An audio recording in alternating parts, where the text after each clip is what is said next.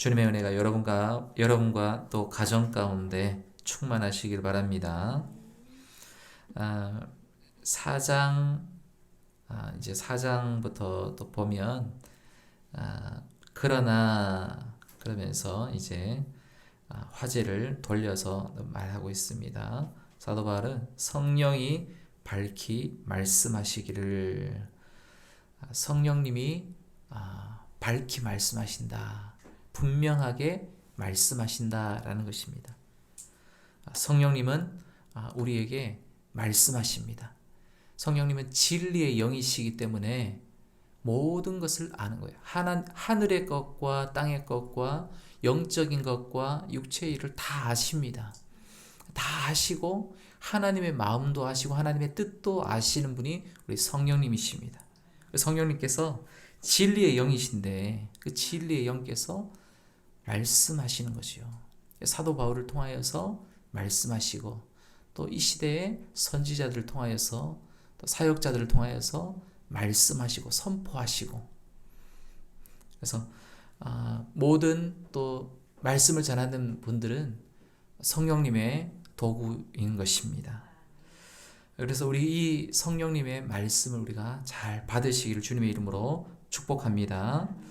4장 1절 한번 같이 읽어보겠습니다. 시작. 그러나 성령이 밝히 말씀하시기를 후일에 어떤 사람들이 믿음에서 떠나 미혹하는 영과 귀신의 가르침을 따르리라 하셨으니, 성령님이 말씀하시는데 후일에 이 뒤에 보면 이제 예언하시는 것이죠. 어떤 사람들이 믿음에서 떠난다. 믿음에서 떠나 어디로 가냐면은 미혹하는 영과 귀신의 가르침을 따른다, 이렇게 말하고 있습니다. 미혹하는 영, 귀신의 가르침, 이것은 마귀를 말하는 것이죠. 마귀를 따라간다라고 하는 것입니다. 마귀의 영과 또 마귀의 가르침을 따라가는 것이다. 그래서 이단을 따라간다라고 하는 거예요. 디모데전서 1장 3절에 보면은 다른 교훈이라고 말하고 있습니다. 다른 교훈을 따르는 자들, 그런 사람들이 믿음에서 떠나 따라간다라고 하는 것입니다. 여러분, 우리는 믿음을 잘 지켜서 이단을 경계하시기 바랍니다. 다른 교훈을 경계하시기 바랍니다. 우리가 지난번에 말씀을 잠깐 나눴지만 이단, 다른 교훈을 어떻게 분별하는가, 막 무슨 학문을 해서 우리가 분별을 하는 것이 아니에요. 그냥 척 보면 아는 거예요. 척 보면 알아요. 그리고 한번 슥 이렇게 만나서 이야기해 보면은 뭐가 다르구나. 왜 그럴까요? 첫 번째로 우리 안에 성령님이 계시기 때문에, 성령님이 계시는 분, 그러니까 거듭난 영혼들은 성령님이 우리에게 말씀하시는 거예요. 그렇기 때문에 느낌을 알아요. 그래서 우리 마음속에 이미 성령님이 가르쳐 주시고 분별하게 하신다라는 거예요. 또 하나는 뭐냐면 우리에게 늘 말씀이 들어와 있는 거예요. 말씀이 우리 속에 주일날도 그렇고 새벽에도 수요일에도 금요일에도 말씀이 늘 들어와요. 그런데 늘 말씀이 기억이 안 나죠. 사실은 어떻게 보면 지난 주일에 말씀, 이틀 전에 했던 말씀이 무슨 말씀인지도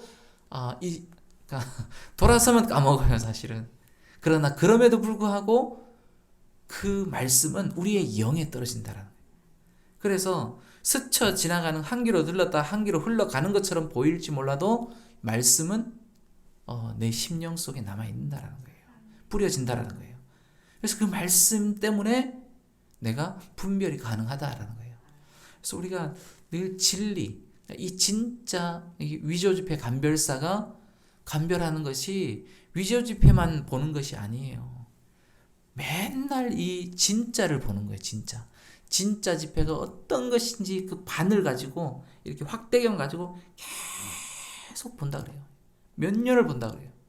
그리고 보다 보면은 위조 지폐 하나 딱 이렇게 보기만 하면 이거 위조다. 딱 금방 알아차린다는 거예요.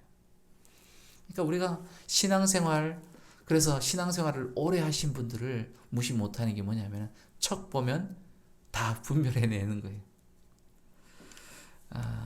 여러분, 우리는 경계해야 되는 거예요. 분별하고 경계하는 것. 그래서 믿음을 잘 지켜서 그렇게 해 나가시기를 주님의 이름으로 축복합니다. 2절 한번 읽어보겠습니다. 시작. 자기 양심이 화인을 맞아서 외식함으로 거짓말하는 자들이라. 이런 사람들, 마귀의 영과 또 마귀의 이 가르침을 따라가는 자들, 이단자들, 이런 사람들을 얘기를 하는데, 그런 사람들은 어떤 사람? 양심에 화인 맞았다라고 이렇게 표현을 하고 있습니다. 그래서 외식함으로 거짓말하는 자들이다. 마치 외식함, 거짓말, 이런 사람들 다 옛날에 예수님 시대의 이 바리새인들과 서기관들과 이런 사람들과 같은 그런 모습을 이야기를 하는 것이죠.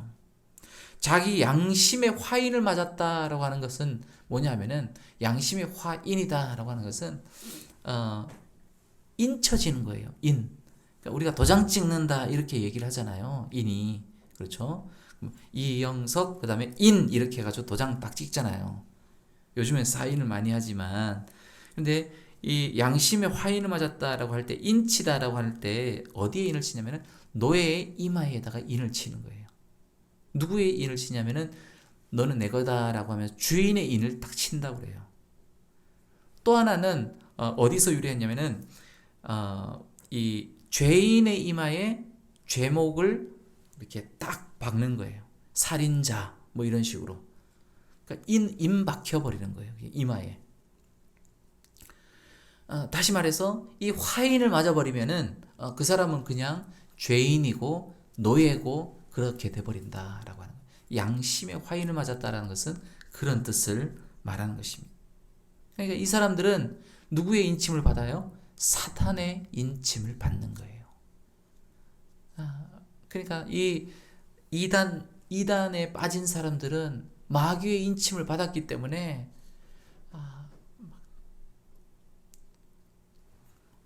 그 삶이 엄청나죠.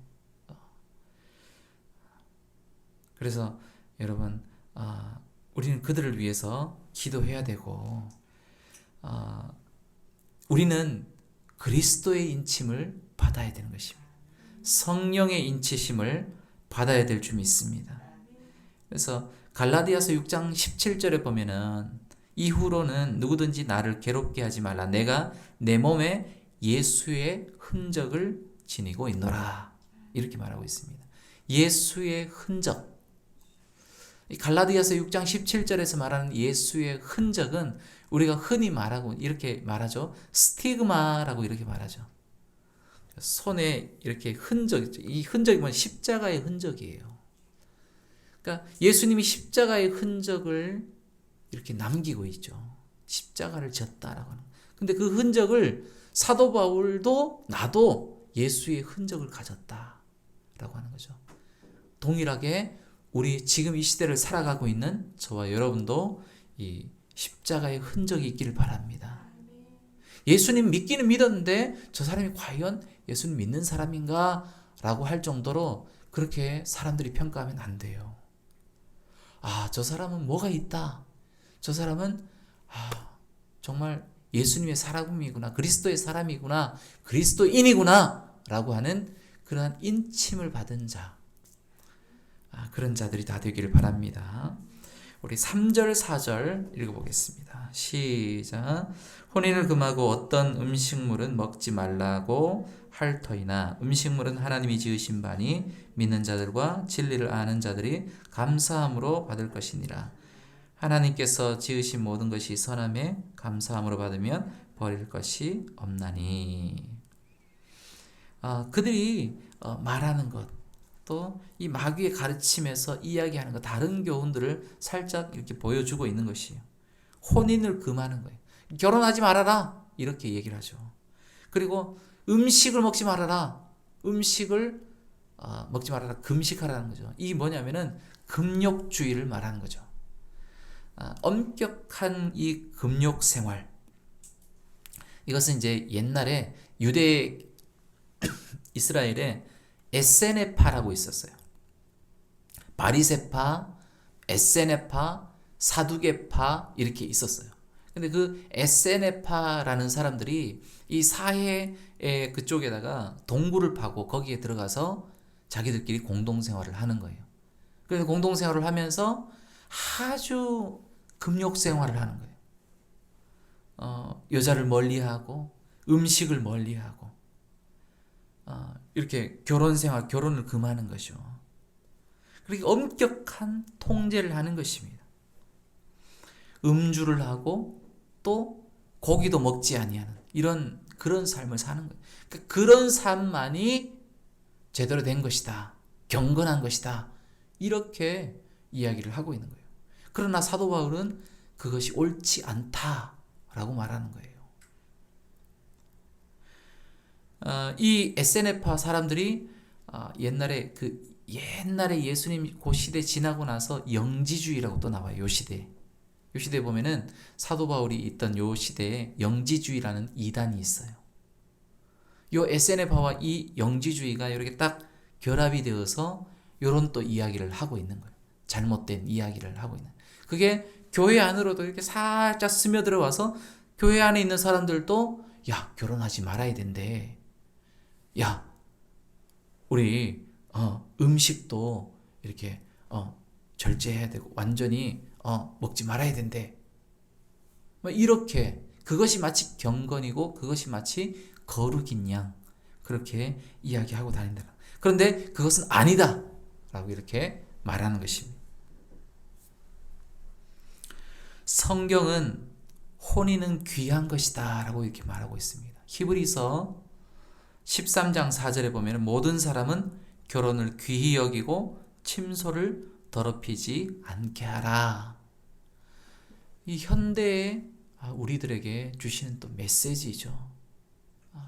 많이 요즘에 이 결혼 생활에 대해서 요즘에 그 드라마 중에 이 부부의 세계라는 그런 아주 막 시청률 25%를 육박하는 그런 그 드라마가 있어요.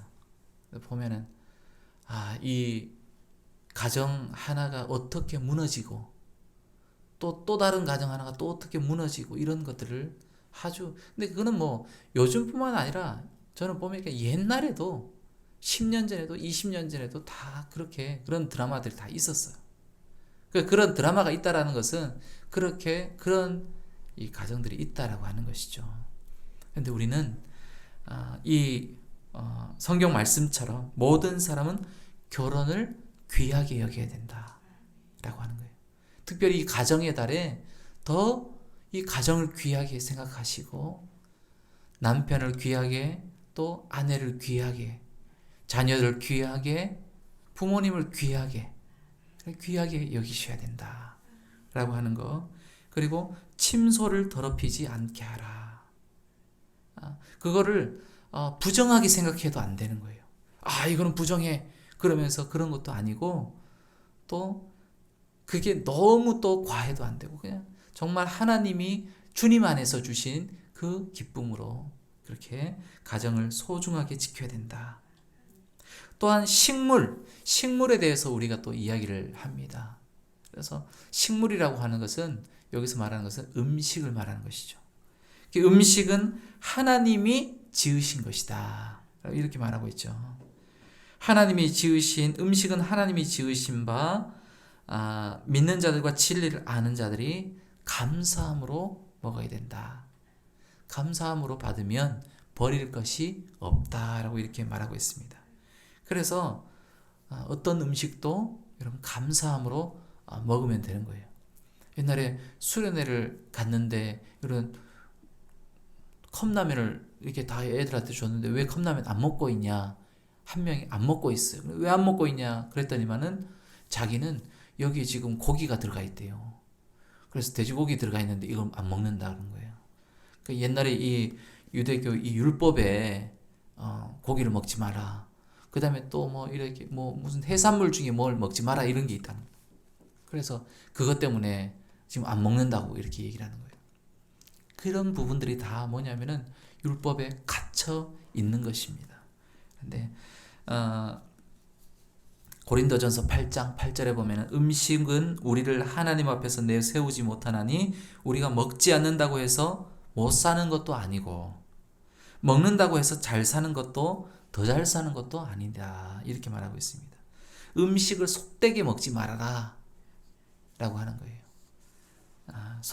속되게 생각하고 속되게 이 먹지 못하는 자는 연약하고 또 믿음이 약한 자다라고 이렇게 얘기를 해요.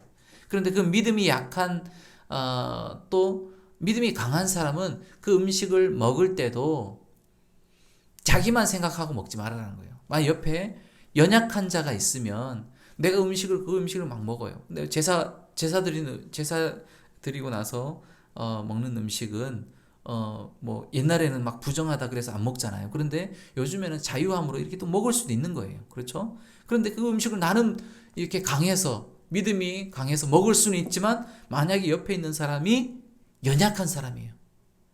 내가 먹는 것을 보고 그 사람이 실족을 한다. 그러면은 그 음식을 안 먹는 것이 낫다라는 거예요.